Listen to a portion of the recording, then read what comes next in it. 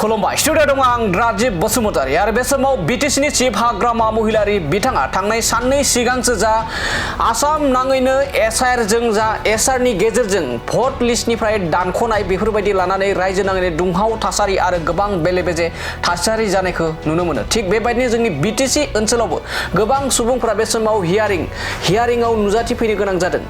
बेखौ लानानै बिटिसिनि चिफ हाग्रामा महिलारि बिथाङा मा बुंथिदोंमोन नोंथांमोना आबुङैनो एबा मोजाङैनो मिथिगौ।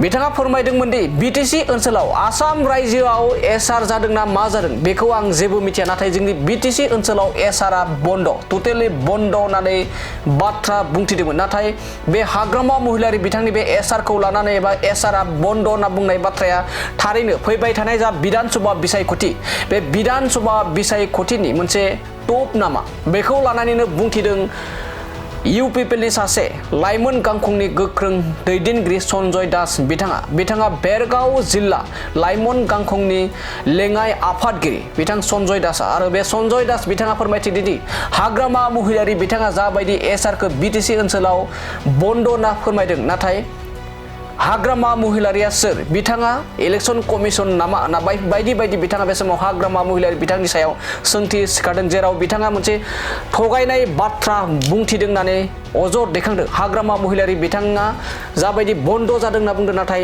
दासिमबो बिटिसि ओनसोलाव एसआरनि गेजेरजों रोजा सुबुङाव दासिमबो एबा सुबुंनि मुङाव बे समाव एसआरनि जा हियारिं बे हियारिंआ सोलिगासिनो दं।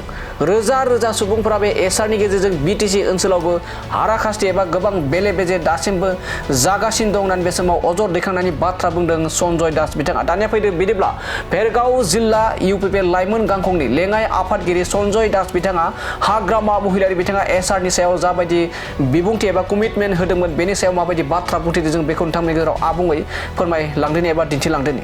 एसआरটো লৈ পেলাই আমি সকলোৱে বৰ্তমান দেখা পাইছোঁ হাগ্ৰামা মহিলাৰী ডাঙৰীয়াই যি এটা ৰণকৌশল লৈ পেলাই আগন্তুক বিধানসভা নিৰ্বাচন উপলক্ষে এইটো মাত্ৰ এটা ভেকু ভাৱনা ৰাইজক তেখেতে দেখাই আছে।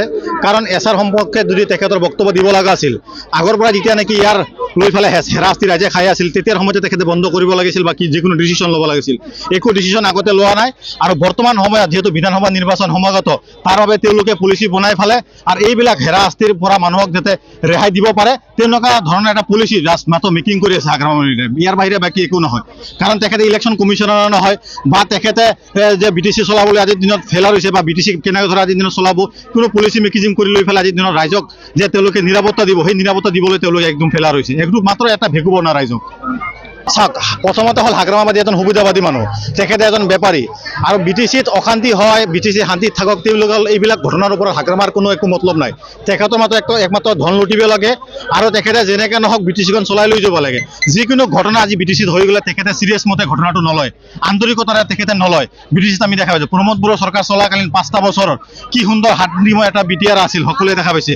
এই বিটিচিত সকলোৱে 26টা জনগোষ্ঠী 18টা ভাষিক ব্যক্তিসকলে শান্তিময়ভাৱে একক সংখ্যাগৰিষ্ঠতাৰে লৈ ফালে সকলোৱে মিলি ফালে এটা শান্তিৰ বিটিআৰত বসবাস কৰিবলৈ সক্ষম হৈছিল আৰু তেওঁলোকে নিৰাপত্তাৰে চৰকাৰ চলাই লৈ ফালে প্ৰমোদ বড়ো ডাঙৰীয়াই সকলো জাতি জনগোষ্ঠীক তেওঁলোকে নিৰাপত্তা দিবলৈ সক্ষম হৈছিল। কিন্তু বৰ্তমান চৰকাৰে তেওঁলোকে নিৰাপত্তা দিবলৈ আজি সক্ষম হোৱা নাই আমি দেখা পাইছোঁ। তেওঁলোকে একমাত্ৰ ধন লুটাৰ স্বাৰ্থত 28খন আসন পোৱাৰ স্বাৰ্থত পিছদিনাত গৈ বিজেপিৰ লগত যোগদান কৰি ফালে তেওঁলোকে আজিৰ দিনত চৰকাৰ চলাই আছে।